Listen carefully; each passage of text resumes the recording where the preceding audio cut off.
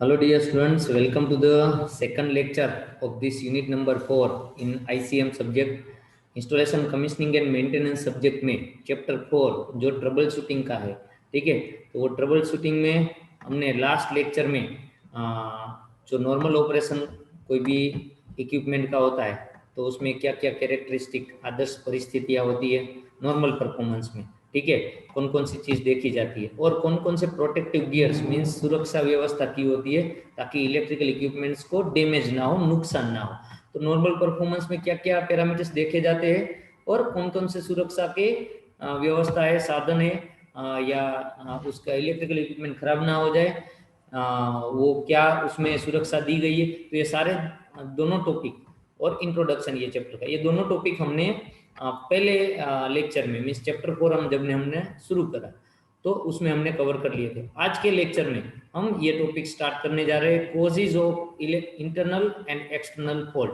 ठीक है, ये हम आज पढ़ने जा रहे हैं। तो जे इंटरनल फॉल्ट था मशीन में, इलेक्ट्रिकल मशीन में जो इंटरनल फॉल्ट होता है और दूसरा जो एक्सटर्नल फॉल्ट होता है, ठीक है, तो उसके कौन कौन से कारण हो सकते हैं, कोजेस कया कया कारणों ने લીધે રીઝન્સ ने લીધे આંતરિક ફોલ્ટ અને બાહ્ય ફોલ્ટ થાય છે।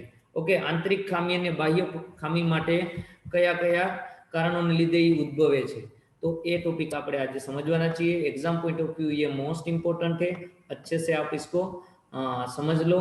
सिर्फ अच्छे से आप उसको रीड कर लोगे तो भी वो इजीली समझ में आ जाएगा। ठीक है, चलिए स्टार्ट करते हैं। सबसे पहले तो देखो इसमें दो तरह के फॉल्ट होते हैं। एक होता है एक्सटर्नल, जिसको हम गुजराती में बोलेंगे बाह्य कारण।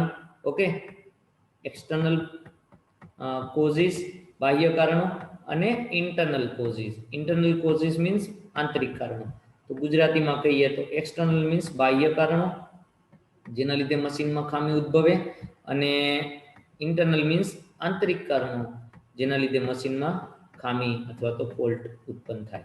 ઓકે, तो बाह्य कारणों जो है, ओके, એટલે કે एक्सटर्नल कोजेस जो इलेक्ट्रिकल इक्विपमेंट में जो फॉल्ट क्रिएट करते हैं, ठीक है, वो तो इतने ही है, ये 5 ही। तो उसमें तो यहाँ पे बता दिया है। बट जो इंटरनल कोजेस है, आंतरिक कारणों जे छे, ओके, वो 3 तरह के होंगे। ठीक है, तो याद रख लो, बुक में ऐसा एक चार्ट क्लासिफिकेशन दिया गया है।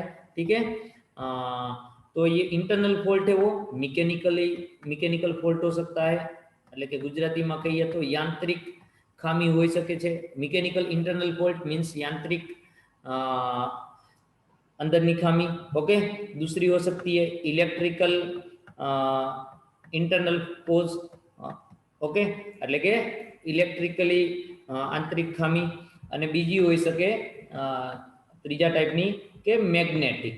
ઓકે, એટલે કે મેગ્નેટિક कैरेक्टरिस्टिक वाली आंतरिक खामी। ओके, इंटरनल कोज। तो ये 3 तरह के मैकेनिकल, इलेक्ट्रिकल और मैग्नेटिक, ये 3 तरह के इंटरनल कोजेस हो सकते हैं। आंतरिक कारणों आ 3 प्रकारना હોય, જ્યારે બાહ્ય કારણોમાં આ જનરલ આટલા જ अलग अलग જે કહેવાય ऑप्शन हो सके कि जेना लीधे फॉल्ट उत्पन्न थाय बाह्य कारणों लीधे। उसमें सबसे पहला हो सकता है ओवर वोल्टेज। ठीक है, यहाँ पे सिर्फ एक्सटर्नल वोल्टेज, एक्सटर्नल कोजेस ही मेंटेन करा है। ठीक है, नेक्स्ट वाली स्लाइड में अपकमिंग हम इंटरनल कोजेस भी देखेंगे। ठीक है, तो ओवर वोल्टेज की वजह से भी इलेक्ट्रिकल इक्विपमेंट खराब हो सकता है। अंडर वोल्टेज की वजह से भी इलेक्ट्रिकल इक्विपमेंट खराब हो सकता है या उसमें खामी उत्पन्न हो सकती है। ओवरलोडिंग, लोड बढ़ जाएगा तो करंट ज्यादा ले लेगा तो उसके हिसाब से इलेक्ट्रिकल इक्विपमेंट को नुकसान होगा। ठीक है, इंटरप्शन इन सप्लाई वोल्टेज, जो सप्लाई वोल्टेज है उसमें बाधा आएगी, अड़चन आएगी।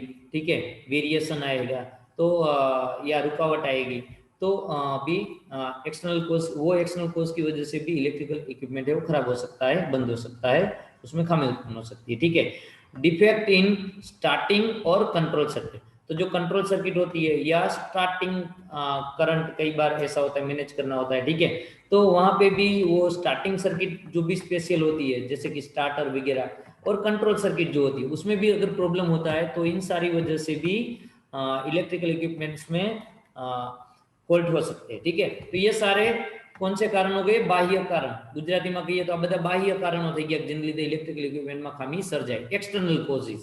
Okay, now we will understand internal causes. આંતરિક કયા કયા કારણો છે? તો જેવી રીતે મેં તમને કીધા એમાં 3 પ્રકાર આવશે આંતરિકમાં. મિકેનિકલ ઇન્ટરનલ ફોલ્ટ, ઓકે, એટલે કે યાંત્રિક ખામીને લીધે, ઓકે, મશીન રિલેટેડ.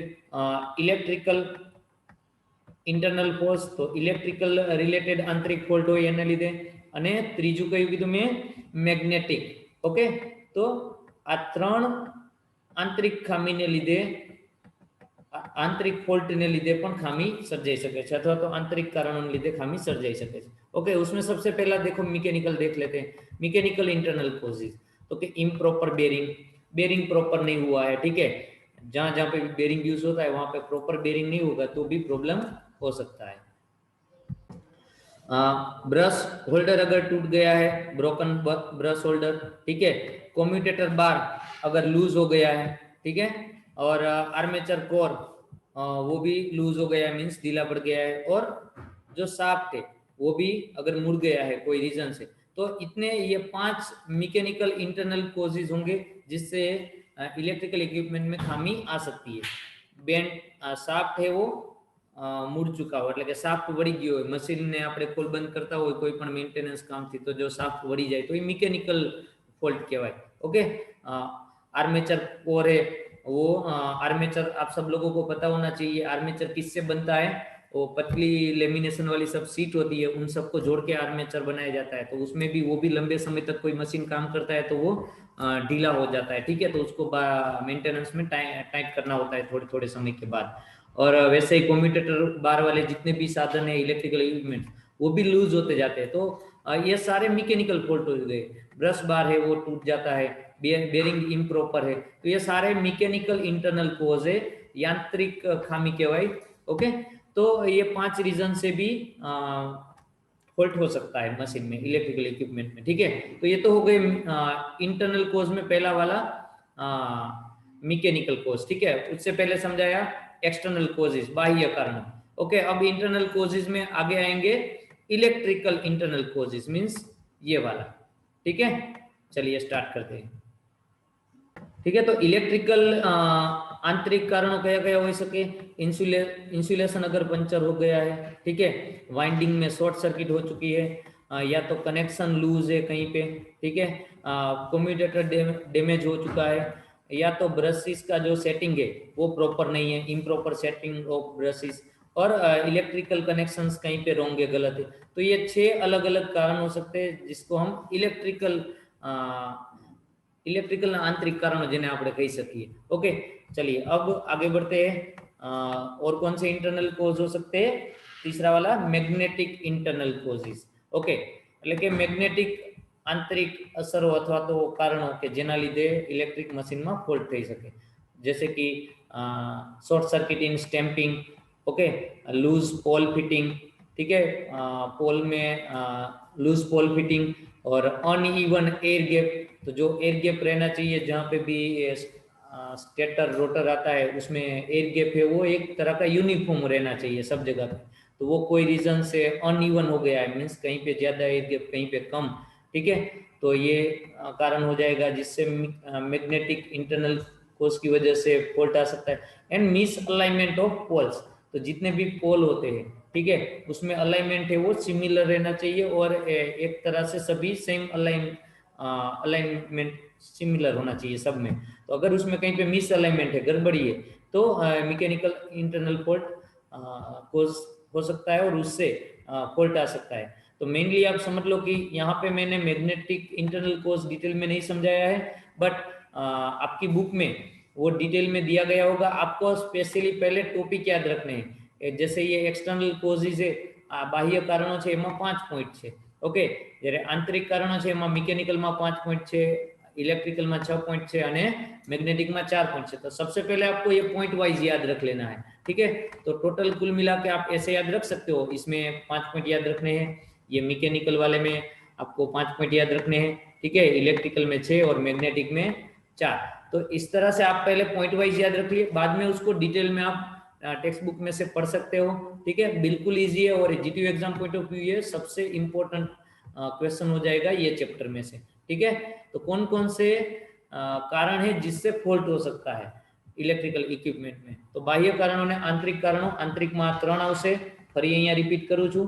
ઓકે, તો સરખી રીતે આ પ્રિપેર કરી લ્યો અને આજના હોમવર્કમાં ગૂગલ ક્લાસરૂમમાં તમને આ લખીને મોકલી દેવાનું છે અને યાદ પણ રાખી લેવાનું છે.